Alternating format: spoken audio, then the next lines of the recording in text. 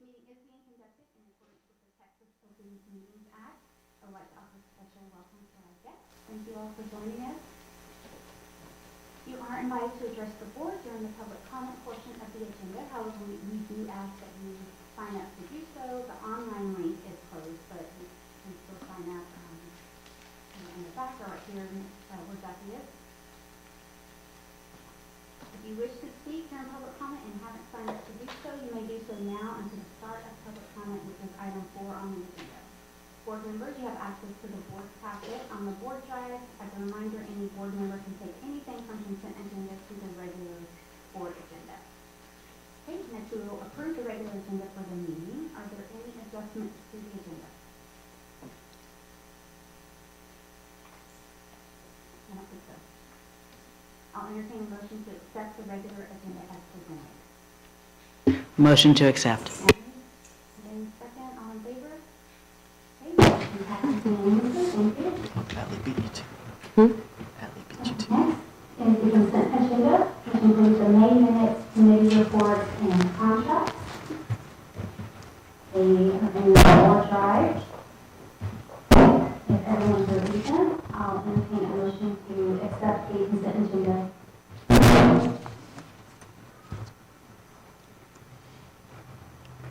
Motion to accept.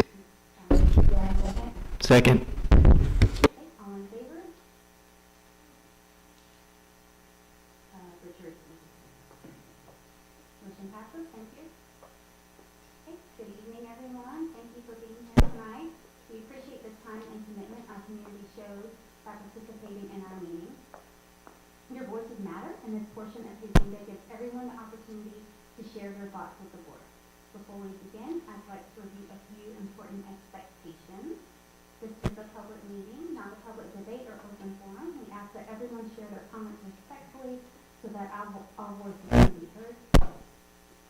Outbursts, clapping, cheering, or other disruptions make it difficult for everyone to be heard and the meeting to proceed in an orderly way. Now, to our guests, you have the right to address the board on any item on the agenda before it is considered or any other area of concern. However, due to the Texas Open Meetings Act, the board cannot deliberate or take action on items that are not listed on a properly posted agenda. The board chair may refer certain matters to the superintendent for review or place them on a future agenda for formal discussion. Although this is your opportunity to address the board, public comment is not a question and answer session. Those who have signed up in advance will have the opportunity to speak this evening. When you speak, please introduce yourself and describe your connection to NYOS. Our first, how many, we just have one public comment tonight.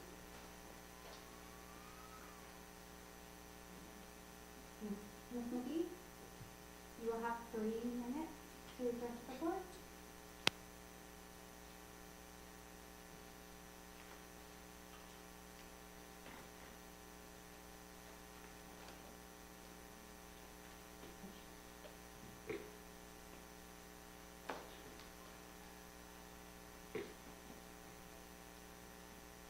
Can you guys change that 2 minutes to 3? No, okay. Then we'll be keeping time.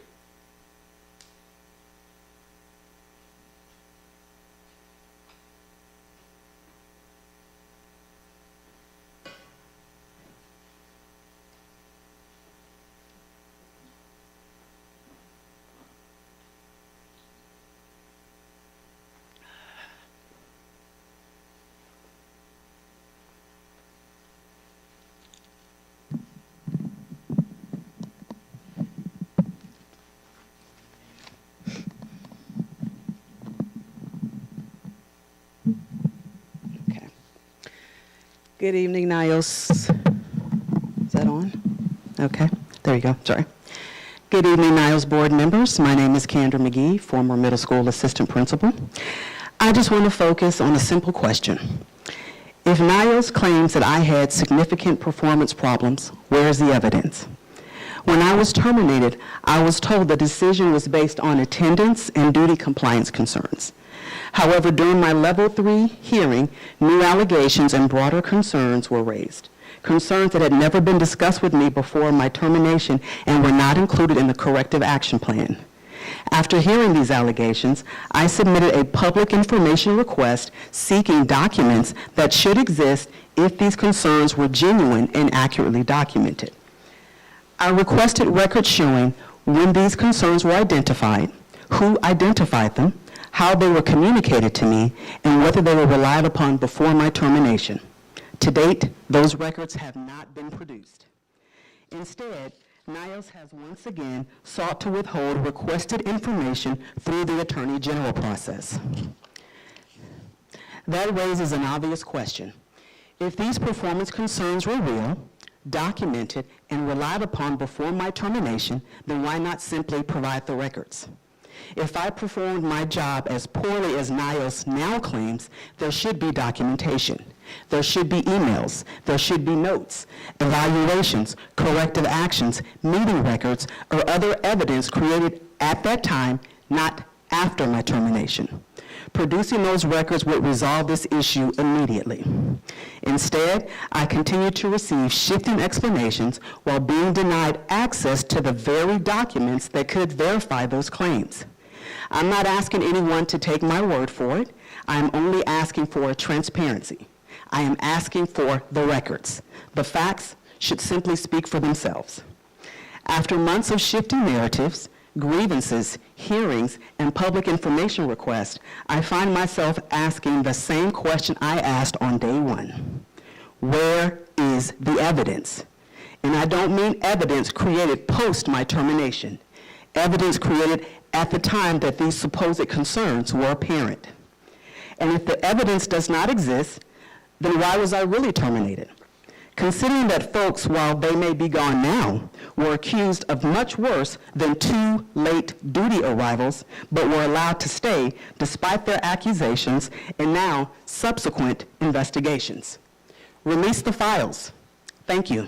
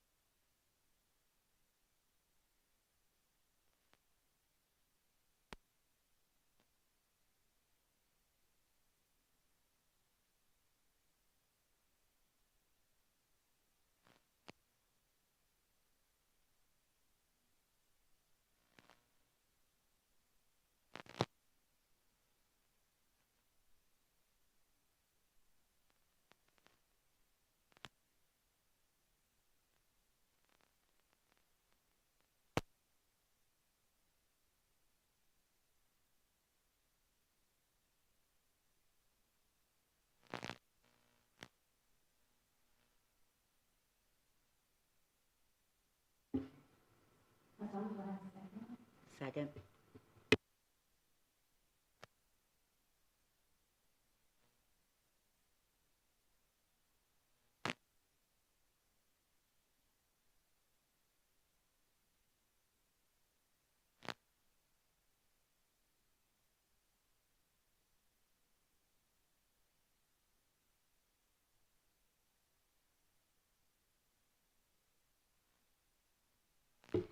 Yes, thank you. Matthew May is going to speak to us about the waiver days.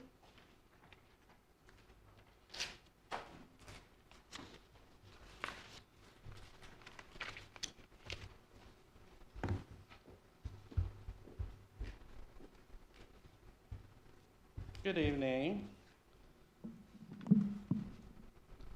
Can we advance the slide so the days show? This is, I don't think we had the days listed on here, but the staff development days are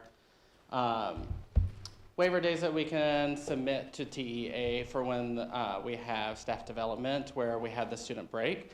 So one of the dates that comes to mind, there's one in February, there's a couple after some of the holiday breaks that we have.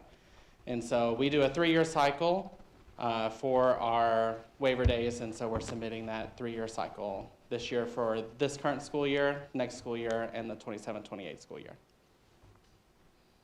Thank you. Any questions for Matthew on this resolution? So are we changing anything, or is this just, we always do it and we have to submit it in order to be able to take those days? Correct. Yep. Okay. Okay, Okay, do I have a motion to approve the resolution authorizing the superintendent to apply for a staff development phase waiver? I'll make a motion to approve the resolution. And do I have a second? Okay, Sharon, second. All in favor? Motion passes unanimously. Thank you all. Next item, discuss and vote on approval of 10 additional non-business days for public information requests for the 26-27 school year. Yes. Is that Yes. So we are requesting, and there is a slide with the dates listed for us. So for public information requests, we have 10 days to reply or provide the information. The Texas Government Code allows schools to designate 10 additional non-business days. And so what we have listed here are days that align with our fall break, our winter break, and our spring break to provide just a little bit of extension. So our business office does work a 230-day calendar, so we do work pretty much year-round.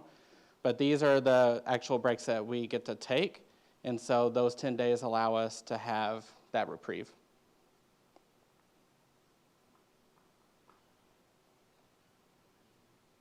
Questions for Matthew? Okay. Do I have a motion to approve the 10 additional non-business days for PIRs? Richard, do I have a second? Okay, Sharon. All in favor? Unanimous vote. Thank you. Thank you. Next item is discuss and vote on the 26-27 board meeting dates. So board members, you should see in your packet the dates for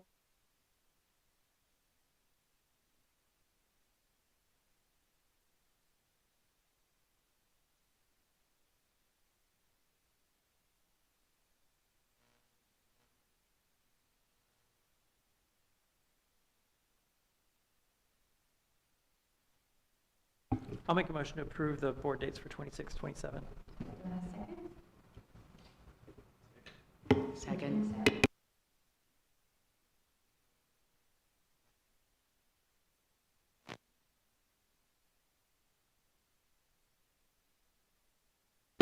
we're going to have Leslie come and present those survey results.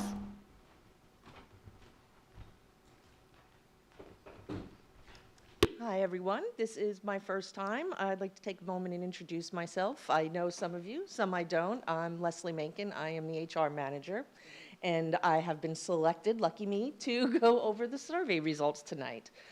So we'll go ahead and get started with that. Slide. So to start, we sent out 221 invitations this year. We got 147 back, and that was over 29 days. I would like to add that this year our participation rate was 67% in comparison to last year, which was 28%. So we had quite a bit more replies on this year. I already have a question. Sure. What did we do different to get those? It was open a little bit longer this year. To be honest, we started earlier also. Okay. So that's part of what we're trying to do is back everything up a little bit and gives us more time to work on it. So, slide. These are weighted from 5 to 1, 5 being strongly agree, 1 being strongly disagree. The first slide shows career development, and we had some fallback on this. Mainly one that shows that should be looked at in development-wise is professional development that's related to growth goals. As you can see, we did drop down quite a bit in that one. However, to say people were still satisfied with their opportunities for career growth here. So, the next slide. Question, do we have any benchmarks against other schools, other districts? Is 3.6 saying I'm satisfied, No, good? I don't believe so. That would be something that we could look in and see if they do a staff survey, what they base their questions are based on, and see how we do against that. So absolutely, we could look into that. What we do is we get a lot of free-form responses to some of the questions where employees can put in their thoughts of what they would like to see and what they've had. We take those, we put them into AI, and AI came back and gave us the main themes that came from the questions that were received and the replies. The top ones are staff seem to express a desire for more professional development that's tailored to their experience level, role, and their content area. Many noted that current training opportunities can feel repetitive or aren't always directly applicable to their work. A lot of people felt they kind of have to do it even if it's not within their coursework. Desire for increased collaboration and professional learning opportunities. Staff highlighted the importance of meaningful collaboration across departments, grade levels, and campuses as well. They'd like to see additional opportunities for mentoring, peer observation, content-specific training, and cross-functional collaboration. They do recognize the value of the existing coaching that they have, but feel that there are limited pathways for advancement and a desire for more consistent growth and professional growth initiatives. For work engagement, sorry, I went one patch too far on mine. One of the things that I would like to point out, we did do better this year, is staff felt that the ongoing evaluations this year in professional strengths and weaknesses based on multiple sources of data, that went up. We do need to work on a little bit more. The NYOS is organized and set up so that I can access applicable facilities and tools with ease. So that's something that we'll have to take a look at and see what we can do for. On this one, the main themes, one of the better ones, themes, slide.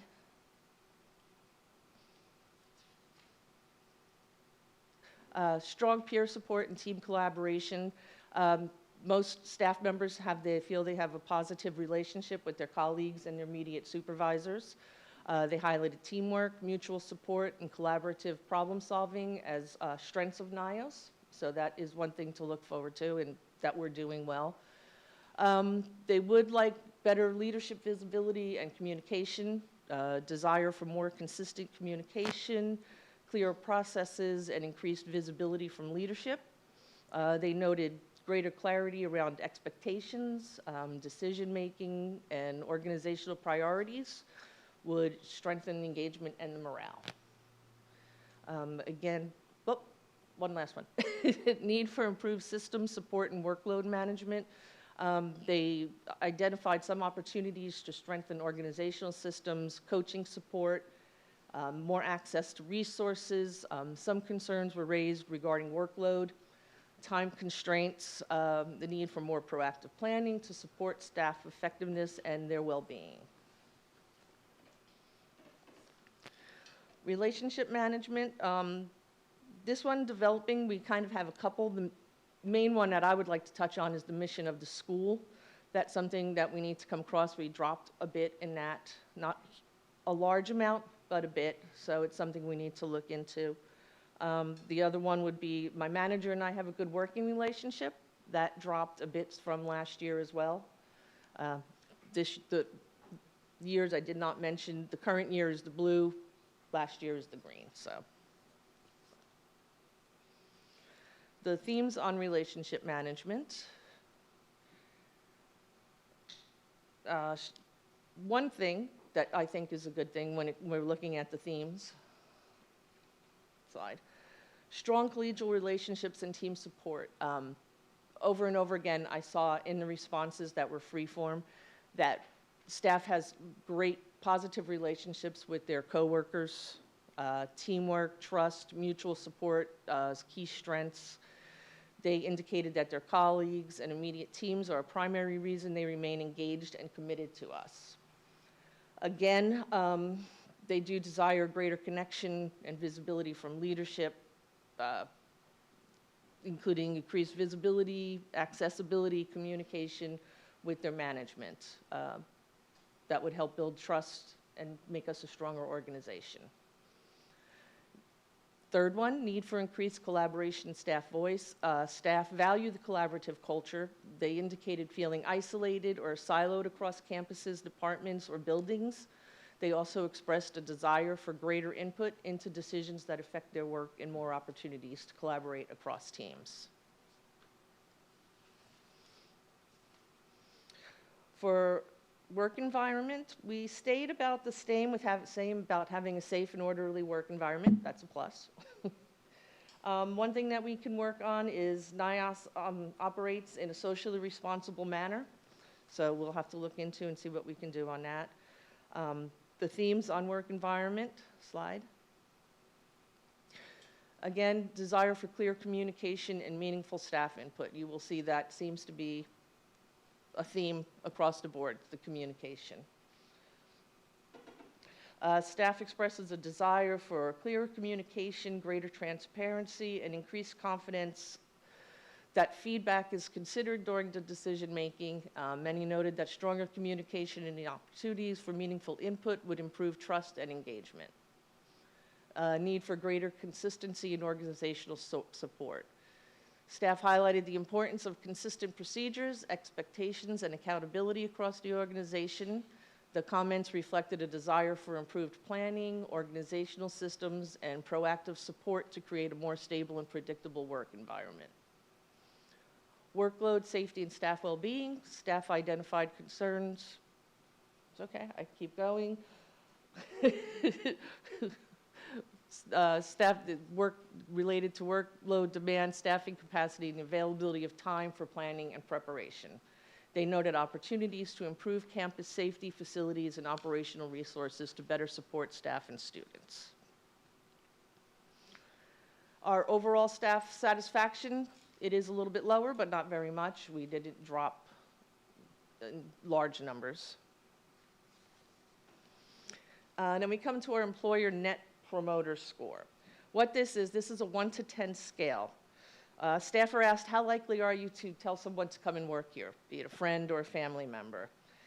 A 9 or a 10 is a promoter, a 1 through 6 is a detractor, 7 and 8 are neutral.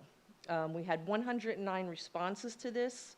19% were promoters, 30% were neutral, and 51% were detractors. So we did drop significantly in that one. So that is the presentation. We do realize that we have some positive takeaways and that we do have some work. A copy of this is done specifically for elementary and for secondary. That goes a little bit more into depth. We plan on working with them to see what we can do to make sure that these are heard and that we take care of this. Leslie, I have a couple questions. Sure. One, that elementary versus secondary, great. I would love to be able to see something like this that breaks them out a little further than that. Okay. So, cool. Other staff breakouts as well. If you have elementary, secondary, we also have support staff. Like, did y'all tab it out all the way? We do. It is broken down by elementary, secondary, district, and I think do we have any other? I think, let's see, hang on, I do have that. It should be on the second slide. I know they can't go back, but. Well, does it go as far as like second grade, third grade, fourth grade? you know? No, Okay. it does not break it down, just elementary by campuses and then by district. And can you comment, are these the exact same questions as last year and the year before? And we Yes. do that for continuity so we can compare Correct. ourselves. That is correct. But do you know how many years we've had the exact same questions? I don't. Do you know? 5, 3? We've had it for 4 school years now. Okay. And, Go back and double check, but pretty confident. and lastly, on the free form responses, that's really cool. AI does that so that we can, get a look. But did somebody go through and read them? Because AI does a great job, but it's. Yes, I did. Okay. I did compare and make sure that it did kind of pick up what I felt were also the main concerns with it. And the main. And when it comes to what we send to elementary and secondary, we do have more actual quotes and questions that are shown. I guess, well, a couple times when you were in the presentation, you mentioned like, hey, we're gonna have to look for some stuff there. Not that this is all on you, but I just feel like in those comments, if we find some good suggestions or things like that, I would hope those get pulled out directly from the survey to use to. We can do, yes, and we do that with the individual ones that go out. Excellent. Thank you very much. You're very welcome. Yep, yes. And as a reminder for the board, we have 2 surveys that go out consistently. We have this survey, and then we also have the high reliability school survey that goes out several times a year. And we've honed those down over the years so that people are not receiving a multitude of surveys, and we try to keep them brief and concise so that we can have consistent feedback. We keep them anonymous, and then the campus leadership, myself, Human Resources have access to them, so we can pull out those details and we can be responsive to the feedback that we receive. Okay. So I guess one of my questions or just general feedback is, I read this and these are great themes. What I struggle with is really understanding the level of priority and percentage, right? And so when I look at that strong community culture, okay, great, that's a great theme. What's the percentage of people who feel like that's something that's lacking related to those surveyed? And again, it's trying to make sure that we have a measure, and I'm always asking myself this. I don't want to underreact, I don't want to overreact. I want to make sure I'm really responding to the situation at bay. And I feel like I'm still missing a few levers to interpret this data to be able to do that. So that's something I would just ask that we kind of explore on ways in which we can get priority and really understand that. We can't fix everything at once, and we do need to focus on the things that are most important to the community, and we want to make sure we're responding in the correct way. And I'm always challenging myself to do that, and I feel like I'm still missing some information to be able to do that. Okay. We can take a look and see if we can update that for. Yeah, along that same line, what Ali was asking, when you look at the Net Promoter Score, it dropped significantly Yes. year over year. But the other questions didn't seem to indicate that much of a delta between them. So then my question would be, okay, what caused that big drop and how can that be addressed? Because it didn't seem to be in the detail question.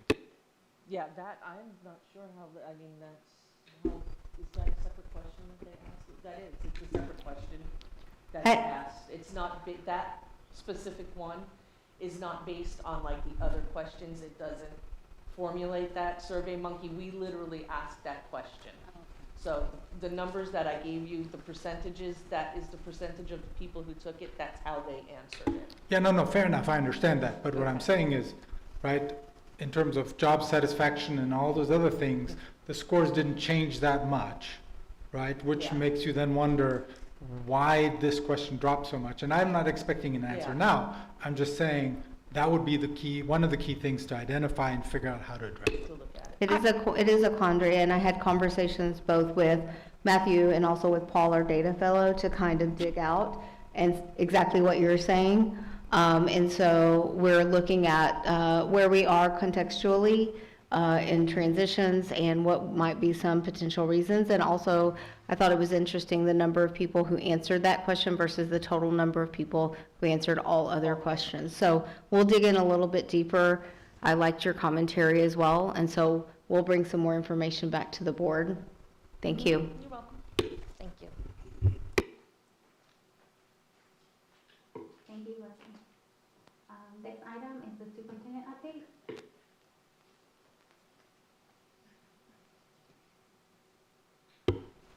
Thank you, members of the board. So tonight, I'm excited to share with you, I think, part of everyone's favorite time of the year. Of course, the beginning of the school year is very exciting, but also as we wrap up the school year. So tonight, for our culture photos, I get to share with you some of those exciting evenings. So next slide. I want to share with you some photos from our pre-K graduation, which was absolutely precious, of course.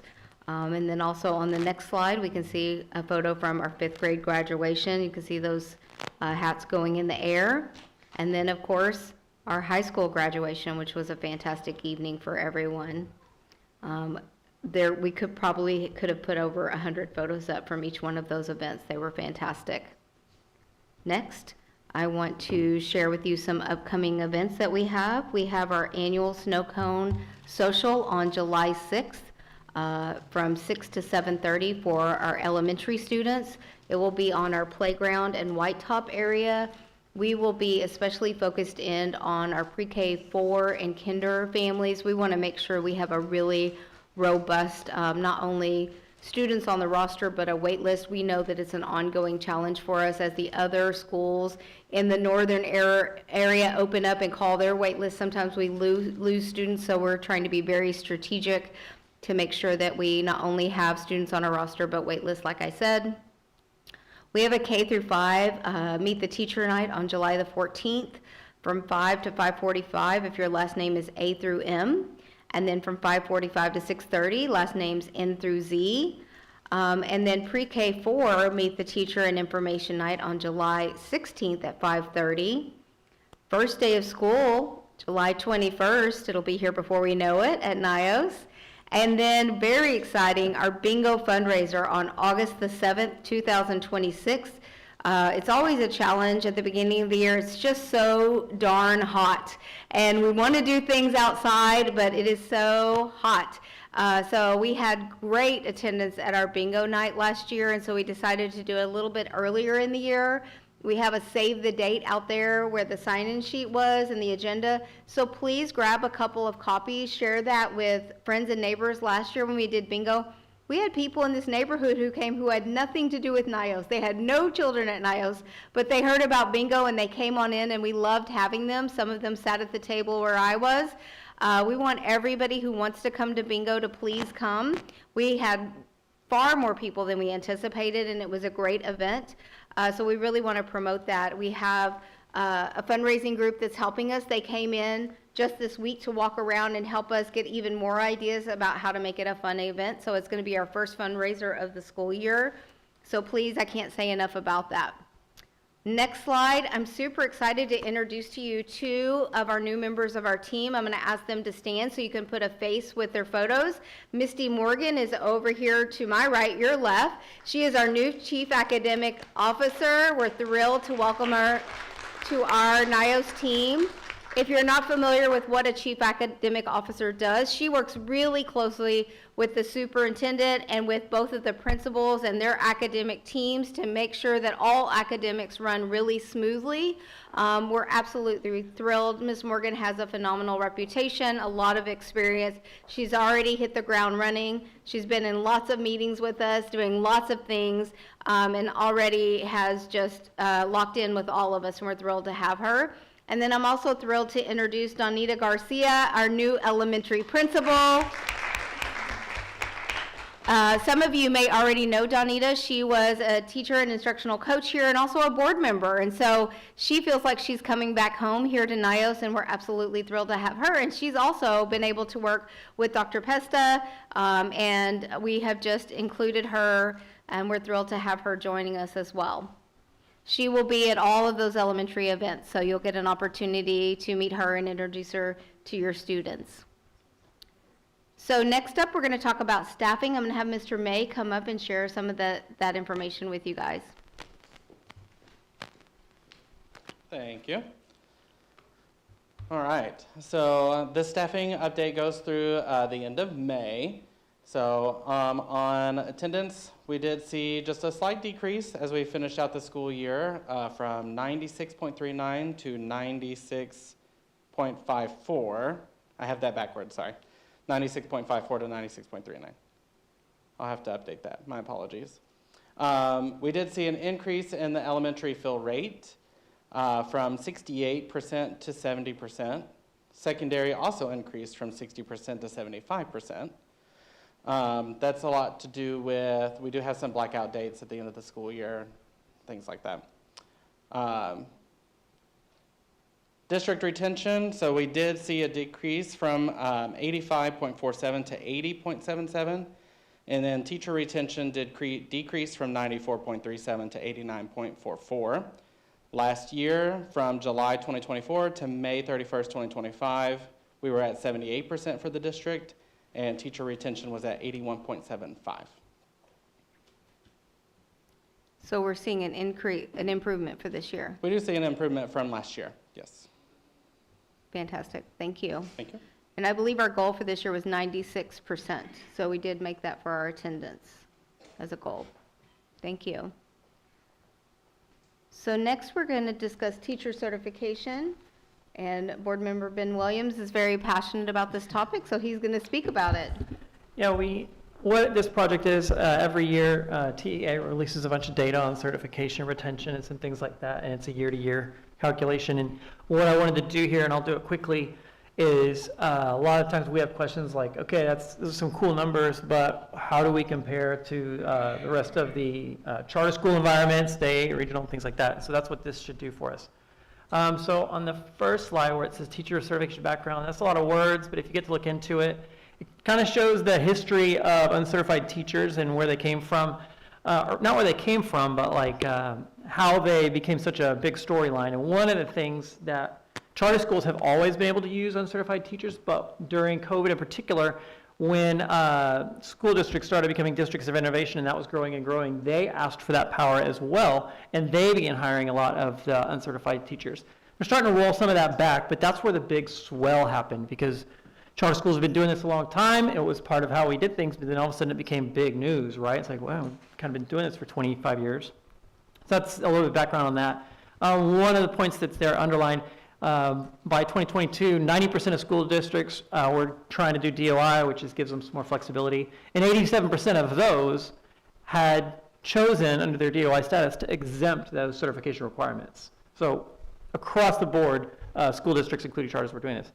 So this next slide, the one with the big blue bars, so those big blue bars, that is the total teacher population. So it's mostly constant across the top, maybe a little bit of a slightly down trajectory.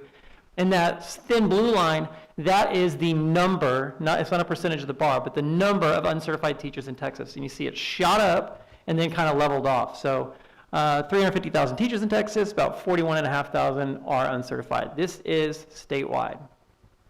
The next slide with a bunch of blue bars, that shows uncertified teachers as a percentage of the entire teaching population. And you can see that dark blue bar getting bigger. That is the uncertified population. So you can see the trend is that the uncertified population is a growing percentage of the overall population. This is, again, statewide. So here we go. Uncertified teachers by school system type. This is current, and you'll see that big spike in the very middle of that blue line. The light blue bars are total teacher population. The blue line is uncertified. That spike is on charter schools. So it just shows who's really hiring the uncertified teachers, and that is the charter school community. It's been part of the bread and butter of the charter school model for years, and this is still going strong. But you see the other ones don't participate quite as high of a level as charter schools. That's statewide again. uncertified teachers by school system type. This is supposed to be fancy. Oh, it does it on yours. I don't get, look at that red circle showing you highlighting that charter school number, right?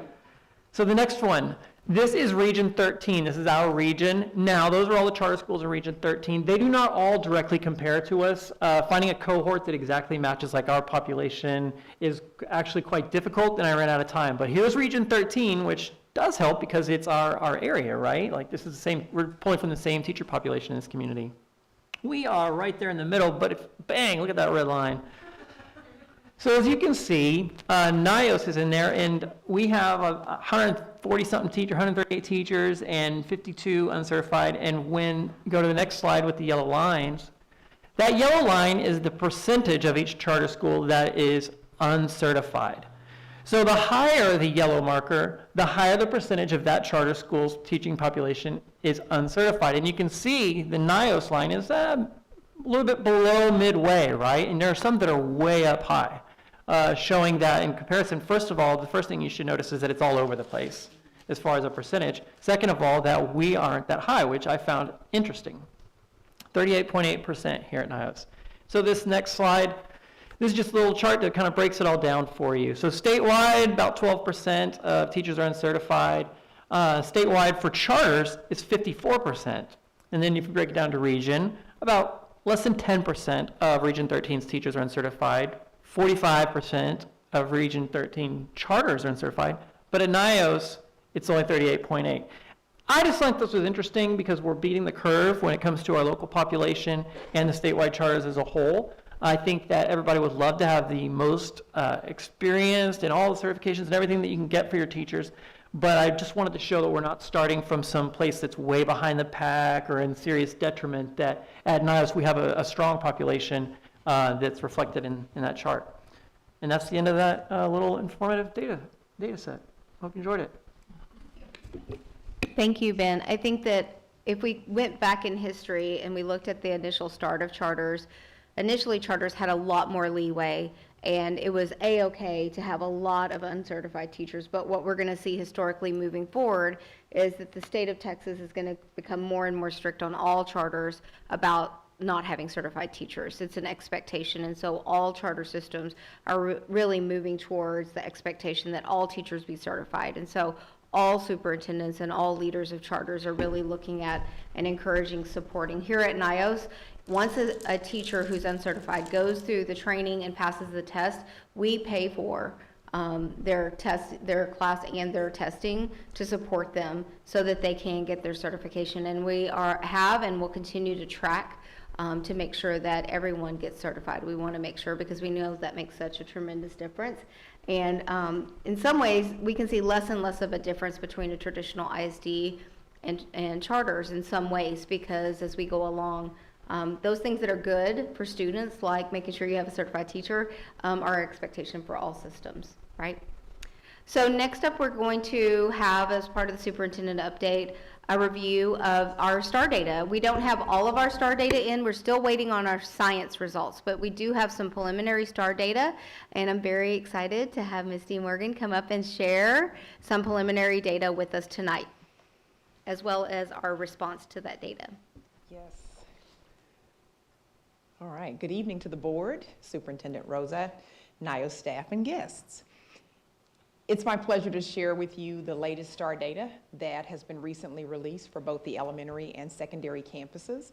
And as Dr. Rosa mentioned, I will not only share the data with you, but also how we're actively thinking through our response to the data for the upcoming school year. So just to explain what's on the slide that you can see, I represented the data with current year performance, and I denoted a change from the previous year in either red or green. As you are looking at the data, I will voice over some things to note. Elementary STAR data shows strong growth in 5th grade with improvement in scores for both reading and math across all performance levels. This is where the green portion of the slide lives, and that's something to be excited about. When we think about our 5th grade, some of the specific celebrations include a reduction in the did not meets grade level by 8% in both reading and math from the prior year. 5th grade math also showed significant growth at the levels of meets and masters with a 13% gain and 8% gains respectively. As Dr. Rosa mentioned, as the person who's responsible for academic achievement for NYOS, I'm already thinking about how we will work to ensure that those 5th graders have a smooth transition to 6th grade and that we continue with that rigorous learning and achievement that we are seeing for them.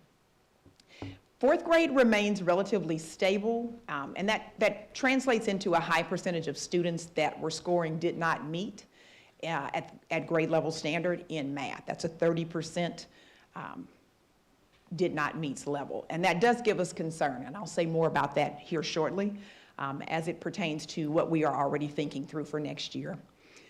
Similarly, 3rd grade is an area of concern as the percentage of students scoring did not meet in math rose to 35%, as well as 24% in reading. More to say there as well. While 5th grade science performance, as Dr. Rosa mentioned, is still pending, we are expected to receive those results in late July. The elementary campus is currently tracking to receive a low B or a high C for the Domain 1 student achievement portion of its rating.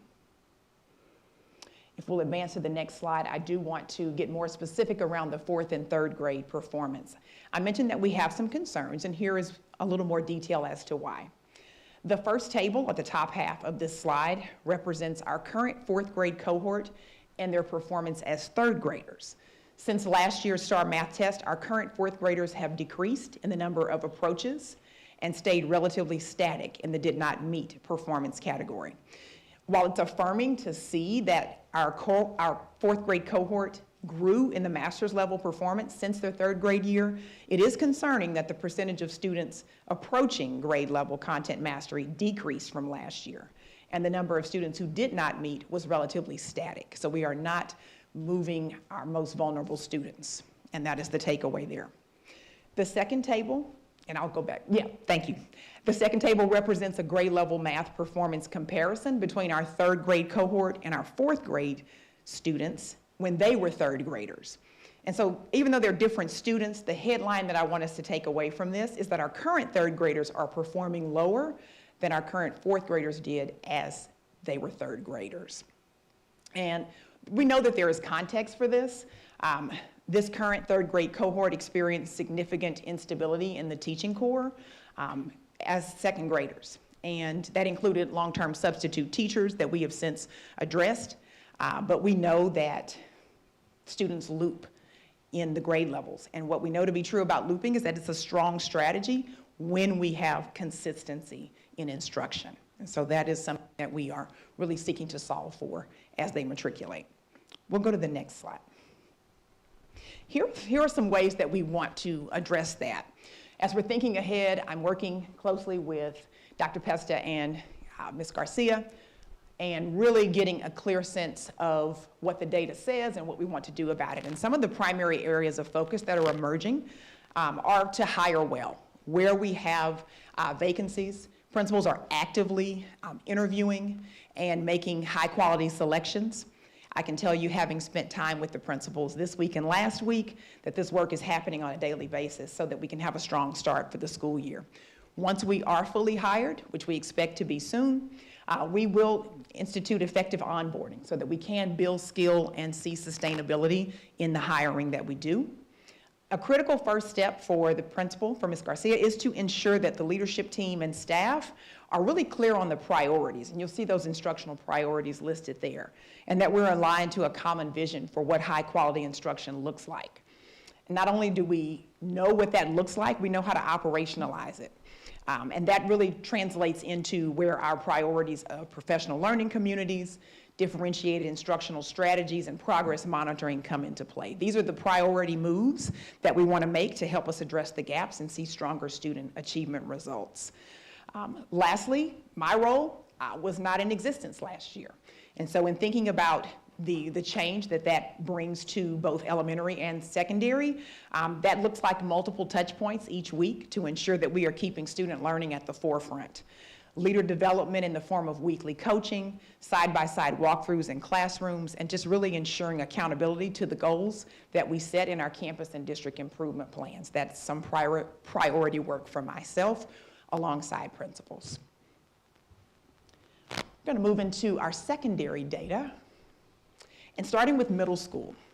The win here is our middle school data is a significant increase, shows a significant increase in the number of students who mastered grade level content as tested on STAR. And this is particularly in 7th grade reading. It's a big win. We want to celebrate that. Overall, we know that middle school reading also remained relatively stable from the prior year data, with a slight decline in grade 6, resulting in 16% of students that did not meet grade level standard. Another data point was that 8th grade social studies showed a 17-point gain in approaches grade level, but also continues to need support with the 26% of students who did not meet. Where we are most concerned with our middle school data is math.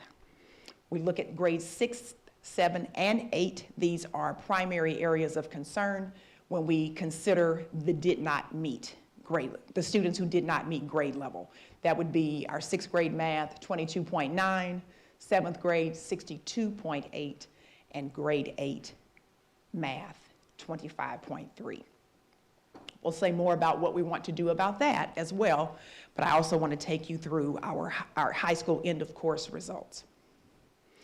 End of course data shows strong gains in Algebra 1 as well as in English 2. Specific celebrations include 12% point reduction in students scoring did not meet in Algebra 1, accompanied by a 15 percentage point increase in those students scoring masters for Algebra 1. English 2 also showed a 6-point gain in students scoring approaches grade level and above.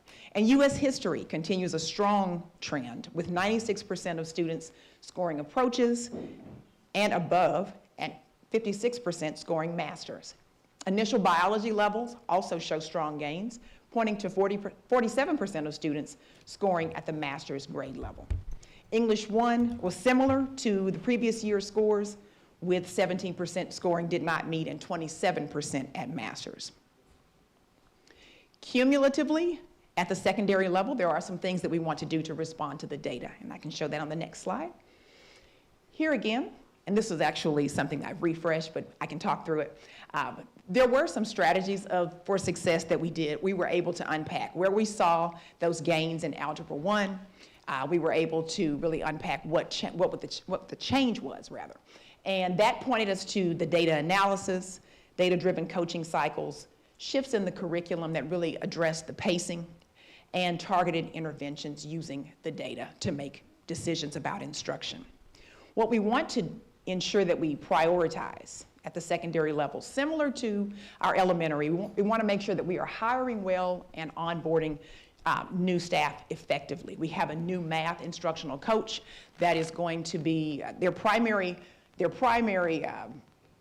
I guess you could say role or function will be to address that middle school math. That is priority 1. When we think about the instructional coach, we are also hiring for an assistant principal, and we are actively doing that work. I will be sitting in on those interviews this week to ensure that we hire well and shift to an effective onboarding. Instructional priorities are similar to, if not exact, to the elementary when we think about high quality instruction and being aligned on that definition so that we can execute on it in strong ways and have a strong start for the school year. And then, of course, rapidly improving the middle school math. And I think I expanded that beyond 7th grade to really include 6th through 8th. We are shifting the curriculum. Teachers are aware that we are shifting the curriculum to Desmos Math that will incorporate more interactive problem solving to build math fluency. That is the primary shift in how we approach our math improvement. And we are buttressing that shift with professional development for teachers to ensure that they are well prepared to really instruct according to that curriculum, of course, maintaining autonomy, but also ensuring that we have a strong curriculum that we are delivering each day to students. Professional development starts strong, it ends strong, and so we have a continuum that we are building out for the entirety of the year that will continue to build skill with our teachers and staff and our leaders as well. And of course, my role, again, will lean in very closely with the principal and leadership team to ensure that we are accountable to the things that we name as our goals. Any questions? I don't want to put Ms. Morgan on the spot. What is the 7th grade math There's something with seventh grade math where there's an accelerated class. It's like the sixth grade is looped in with them, is that correct? The sixth grade Because Dr. advanced. Rosa.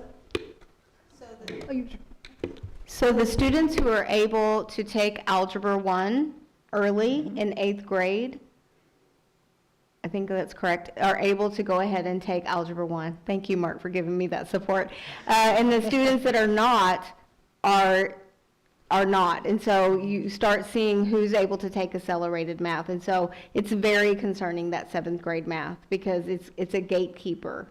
And so not only is that an issue that has to be addressed, but we know even starting in first grade, which is the first required grade in the state of Texas, we have to do a complete overhaul of our entire vertical alignment of, we have to look at the math standards, but also how we address, because we want to support our students all the way up and adjust so that it's a non-issue, so that when kids hit eighth grade, they're completely prepared to be in Algebra 1, because it is a gatekeeper for college. Yes. So I guess I have a couple of questions. So one of the things the board will always hear me say, reading, math, right? These are keys to the future of our children Yes. in the rest of the world. And so I hear that you're changing curriculum, and my concern is we're just hoping for something different versus having very clearly mapped expected outcomes. And how are we reading early, whether what we're doing or what we're changing is working? Yes. I have two things that came to mind as you were speaking. One is the inclusion of more formative data points.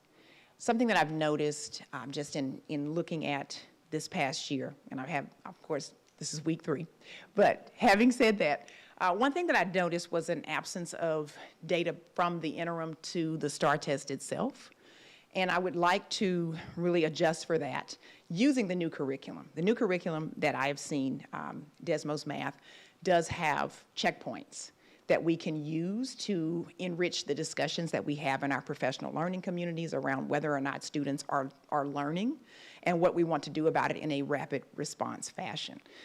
Professional learning communities meet weekly. We would like to have fresh data points to review each week. That can look like, that's not gonna look like a test every week, let me be clear. That's gonna look like student work that they accomplish during the course of a week that is aligned to the most rigorous objective. And so what students must learn and be able to demonstrate mastery around is what will really drive the focus of our professional learning communities. What does mastery look like? What does it not look like? And what do we do about it? And so that's really where we want to really get deeper with a consistent routine of examining student work and making decisions so that we are not waiting until we have terminal data.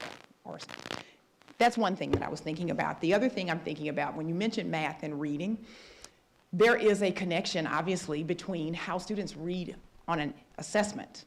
And when we think about the performance in 7th grade reading, and we see that there was a significant increase in masters, it gives us a lot of pause about why we didn't see similar outcomes in 7th grade math. We know that 7th grade math is a challenging assessment in terms of STAR and the levels of difficulty there. However, it is still a reading test at its core. And so we need to unpack that. We need to unpack the success we saw in 7th grade reading and understand better why we did not see that transfer. So that's some things that we're thinking about actively. Thank you. Any other? And I know it's just been 3 weeks, but has there been any looking at the elementary curriculum and how it can transition to the new curriculum to like help with that continuity? Not yet, but that's certainly an action item that we are thinking about. As we look at those 5th grade scores and the success that we saw in 5th grade math and reading, we definitely want to unpack that success so that we can set them up well for their 6th grade success and proficiency. And looking at the curriculum side by side is certainly an action step that we can explore. Thank you for that. One thing that we noticed in our data from this year, we shared at the last board meeting, is that the change in the makeup of our teachers at NYOS, that 81.4% had 0 to 4 years experience. And so we made I shared at the last board meeting that we made the change. In elementary, we had 5 interventionists and only 1 instructional coach. So we made a change for staffing for next year to have 2 interventionists, a math and an ELA interventionist, but to have 2 instructional coaches. So we've already hired a math instructional coach and an ELA instructional coach. And at secondary, the same thing. There will be a math instructional coach and an ELA instructional coach, because we want to make sure, and also we have a lot of things on our agenda tonight, but we move through the survey very quickly. We take every single one of those questions very seriously, and making sure that the professional development is the same thing we want for students is what we want for our staff. So making sure that we're providing a very personalized experience for our staff.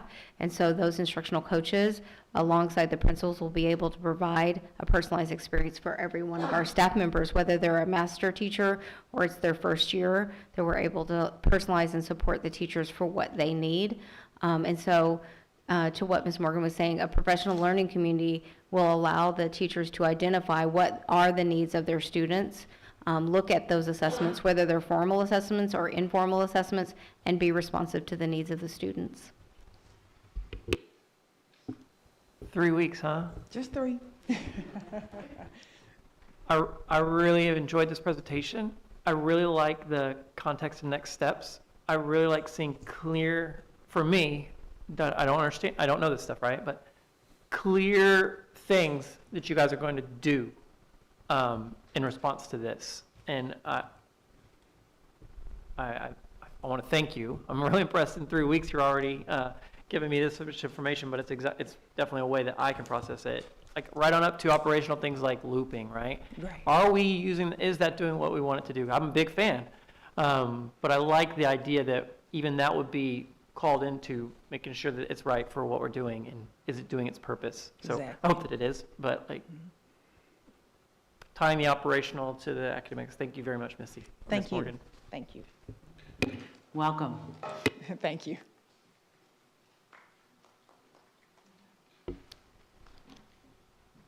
Up next, we're going to discuss facilities, and Matthew May gets to get up again.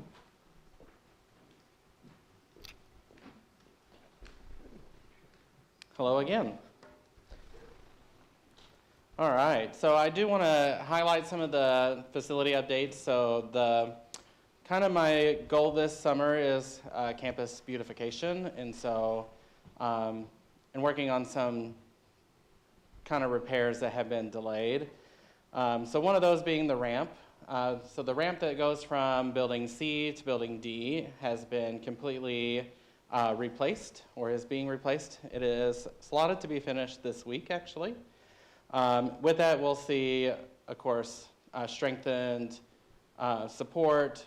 We'll have different fencing, so we'll have more kind of visibility. There used to be like a privacy fence that's going to be removed. It's going to be chain link, so we can kind of see through.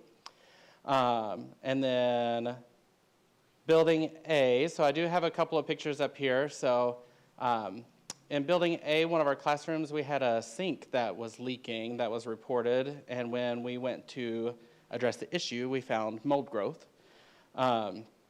We had to temporarily relocate that classroom into building B, and I think eventually into the middle school building, while we worked with LGM inspectors to test to see what type of mold it was, and then formulate a remediation plan. And so that remediation plan has been fully realized. So the space now looks like this. So it's been treated, it's been inspected as of today. So we're waiting on the test results to see if there's any additional mold spores. And so once that has cleared, then we'll begin the reconstruction process. We're actually able to save some of the equipment, especially in the art room, which is at the top picture you're seeing is the art room looking into the chemistry room. So the cabinet didn't have any damage, didn't have any mold growth. But on the chemistry side, we'll have to do a lot of replacement there. We also had a perpetual water leak. Mr. Strube knows all about this. That we finally figured out the cause was the gutter. So there was some tennis balls and a lot of years of like, let's toss and see if we can get it up into the gutter. Some plastic bottles, and it eventually caused blockage, which rusted out the gutter. And every time it would rain really hard, it would come in and leak through the bottom of the wall. For years, we thought it was actually the roof. We've had so many roof repairs done, so many times of it to be looked at, but now we figured out it was actually the gutter. The roof has been repaired, and the gutter is being replaced. And so we've had a lot of rain here lately and have not had any water leaks in those classrooms. So, yay on that. Thank you. You're very welcome.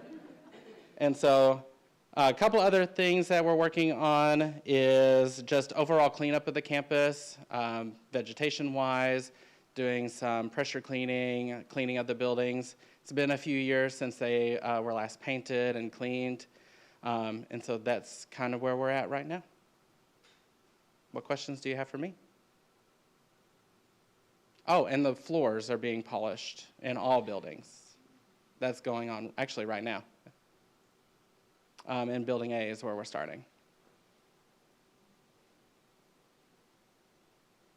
Okay. I want to give a special appreciation for our new interim superintendent, Matthew May. You do an amazing job at so many things, but facilities has been such a new and overwhelming project for this year. And also, do you want to talk a little bit about the change to nighttime cleaning for the coming year? Not yet. I Not can't yet? say anything Okay. until tomorrow. Okay, Yep. mum's the word. All right. Yeah. Stay up there because I think we're going to discuss. Next slide. Yeah, so compensation committee has been actively meeting. At our last meeting, we have discussed but not approved or going to put forth any recommendations at this time, but we are discussing a step increase for teachers and educational assistants. We did discuss employer benefit increase for medical insurance. That has not had an increase in a few years, and so that's high on our agenda. And then at the last board meeting, well, it's probably been a few board meetings ago, the staff half-day has come up. I went back and dug through some of the old meetings and agendas and minutes and emails that I sent out. And we did have 7 staff half-days, and so we are bringing the 7th half-day back to this coming school year. And so that's all been discussed. But again, not ready for a recommendation or a board vote until our next meeting. I want to say, because I feel like I can toot the financial horn because I don't do any, I'm not on any committees for that. But as I watch like my sister's school in San Antonio close because Yes. they couldn't fund their building being open, and so many teachers having to move, families having to move, that I don't think we can like emphasize enough the work that has been done financially over the last 2 years. And it kind of just is like, oh yeah, like things are normal. Everything's going to stay the same. But when everything around us is so tumultuous, I think some recognition is really due for the financial state of the school and the hard work and the decisions that were made to get us here. So thank you guys. Thank you all. That's a really good point. And sticking to our principles, like particularly small class sizes and things like that, Yes. stayed where we wanted them, and still all that work that you just talked about got done.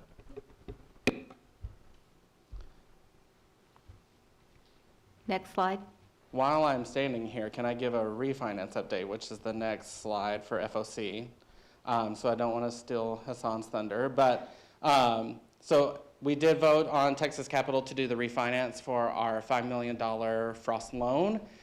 We are in weekly conversations, weekly calls with Texas Capital. We are on target to close at the end of this month. We do have to wait for a Travis County board meeting because it is public funding. And so after that meeting, then we have the go-ahead to move forward. We've submitted all the paperwork, and everything is moving forward as it should. And that's all that I have on that. Thank you. Thank you, Matthew. I think Sarah just kind of summarized my part. So Matthew already went over the attendance, but it's been pretty steady. So we're just going to go to the next slide on the finances.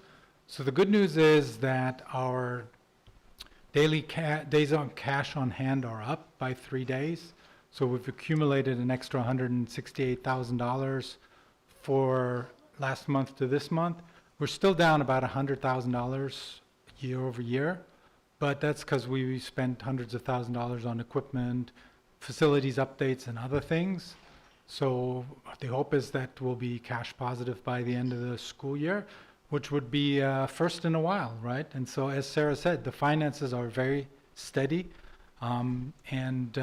Yes, there was also another charter school that actually closed here in Austin because they couldn't afford their buildings and finances. We have $4 million cash on hand and continuing to build that up. So we're in a really good position.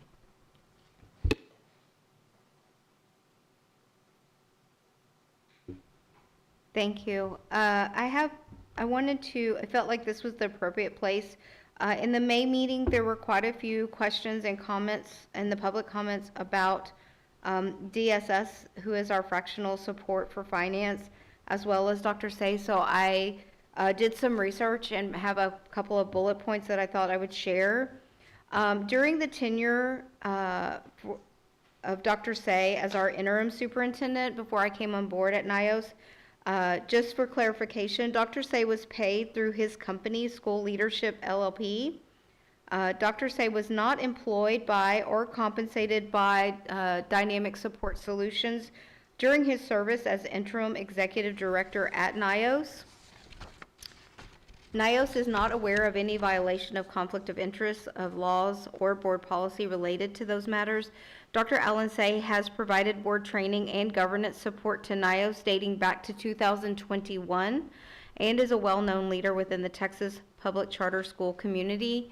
He does a podcast every single week for the entire state of Texas for superintendents of charter systems. The October 2024 board training was a publicly posted board development session. Services related to that training were invoiced to NYOS through Leadership for Schools, LLC, which is his company, and processed through the school's standard administrative procedures. NYOS periodically utilizes outside consultants and facilitators to support board development, governance training, and organizational best practices. All board contract approvals occur in open session and are reflected in publicly available board agendas and meeting minutes. Copies of executive contracts with DSS are available to the public. Dr. Say did receive gross compensation from NYOS totaling $42,480 during his service as interim executive director. NYOS had an existing professional services agreement with DSS in place prior to the December 2024 board action. The board later reviewed and approved the agreement as it exceeded the board-approved threshold and included expanded accounting and back-office operational support services. The December action ensured the contract and related expenditures were formally approved in open session. DSS was engaged to provide accounting, audit preparation, financial oversight, and operational support services intended to assist NYOS in strengthening internal controls and ensuring continued compliance with applicable policies, procedures, and reporting requirements. I'm reading the last of my notes just to make sure there wasn't anything else that I needed to share. Both Dr. Say and DSS are reputable names in the public charter school sector, and they have multiple clients that benefit from their proven expertise and experience. None of these engagements violated any law or rule that applies to NYOS or the individual administrators or board members. Thank you. Thank you. Any other comments? Okay, we'll move on to item 7B2, which is discuss and approve an engagement letter for the 25-26 fiscal year audit services. Hassan, do you have that, or nothing?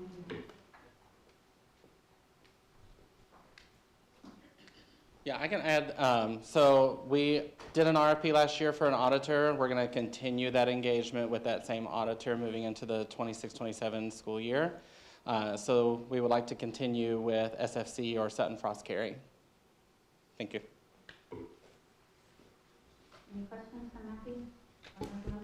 And just to add to that, right, the audits for the last year have not found no deficiencies compared to prior years, as DSS has straightened out our finances, put it on generally accepted accounting principles, and made it a lot easier to track and, make sure that we're doing the right thing for the school. Thank you. I will ask for a motion to approve the engagement letter for the 25-26 fiscal year audit services. Move. Dr. Ron, do I have a second? Sharon? Okay, all in favor? Motion passes unanimously. Thank you, guys. I believe next we have our fundraising committee. So I'm going to provide the update for our fundraising committee. Our NYOS fund, 192, has received $89,193.08 this year. Our Title I fund, 211, $105,744.66.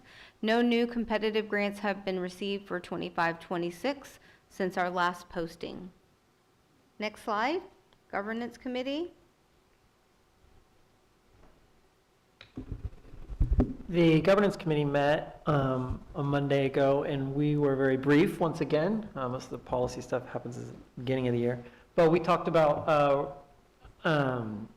what's the word I'm looking for? Education of new board members and their training, and we're going to work with them to get them together as a group. We thought that would be good to have everyone, come together as a group. That kind of group conversation can really be helpful. And so we will set that up, invite them, and we may invite a couple of board members and other parts of the admin team to present different parts of expertise as it pertains to board training of the new members. Next is the Leadership Transition Committee. The committee continues to make progress on the executive director search. Since our last meeting, we discussed ways the Family Leadership Council may support the search process. Allie and I did attend their last meeting, and we got some good ideas from them, so we're still working on that. We've also reviewed interim leadership options. As we all know tonight, we have voted on an interim leader. Discussed the family survey that was recently distributed and how that feedback will be incorporated into the process of our search. We also conducted an initial review of applications received and will continue evaluating candidates as the search progresses. The committee will hold a working session this week to develop the timelines and process for interviews, public forums, and other communications related to the search. Any members miss anything? Or? I just wanted to thank the open discussion we were able to have when we met with the parents and looking at the priorities and the things that we wanted to consider in the process for figuring out a new executive director. So thank you for the open feedback and the responsiveness. Really important. Okay. The school board will now meet in executive session in accordance with Texas Government Code Section 551.074 and 551.082 to hear a level 3 grievance appeal from a NYOS parent. There will be no action in closed session. The time is now 7:49 p.m.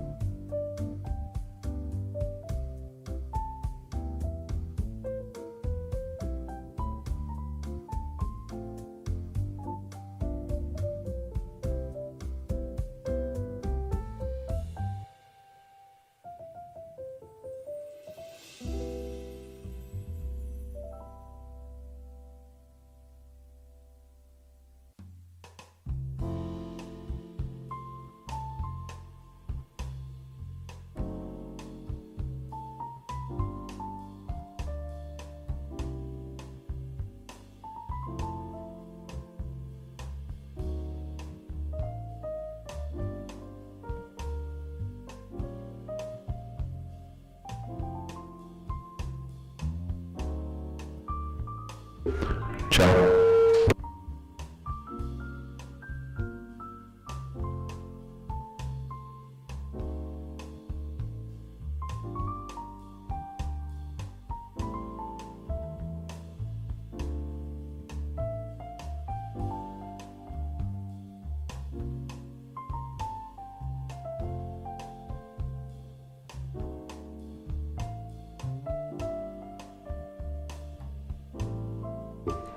Check, check, check.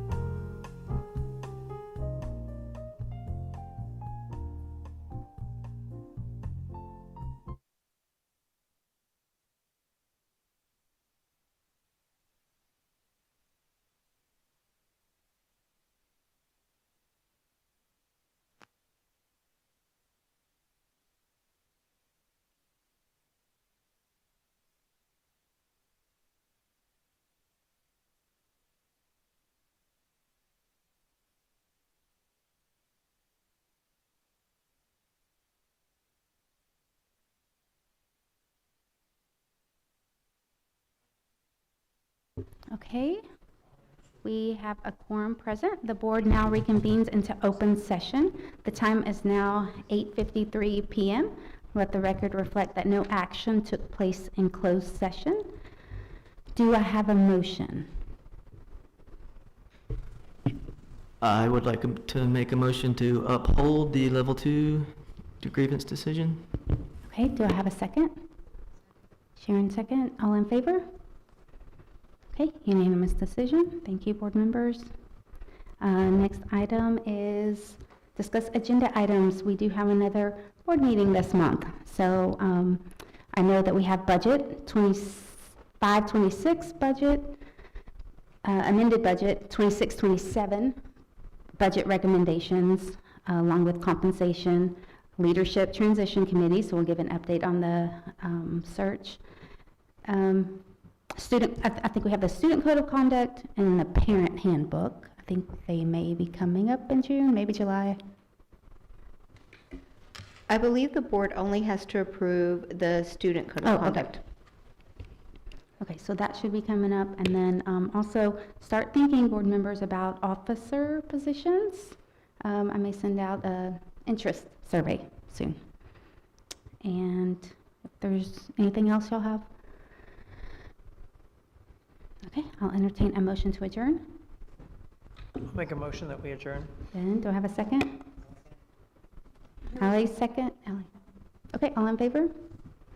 We adjourn at 8:55 p.m. Thank y'all.